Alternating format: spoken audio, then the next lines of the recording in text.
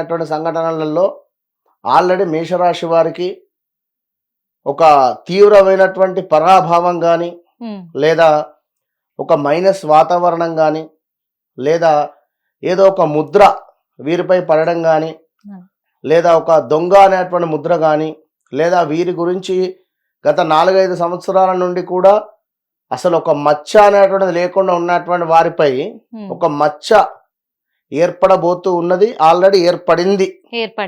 Yes, secret గా చేసుకున్నటువంటి పనులు ఏవైతే ఉన్నాయో అవి బట్టబయలు అయ్యేటువంటి పరిస్థితి.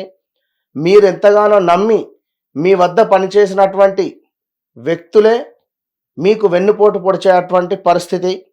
ఇది 100కు 100%. సో జాబ్ రిలేటెడ్ ఏదో ఒక ఇష్యూస్ ఎదుర్కొనేటువంటి పరిస్థితి. అదేవిధంగా వీరి తండ్రి గారికి కానీ వీరి అమ్మగారికి కానీ కొంత హెల్త్ రిలేటెడ్ ఇష్యూస్తో ఇబ్బంది పడేటువంటి పరిస్థితులు, స్థాన చలనాలు, ప్రదేశ మార్పులు, ఇలా ఎన్నెన్నో కూడా మేషరాశి వారికి ఉన్నవి.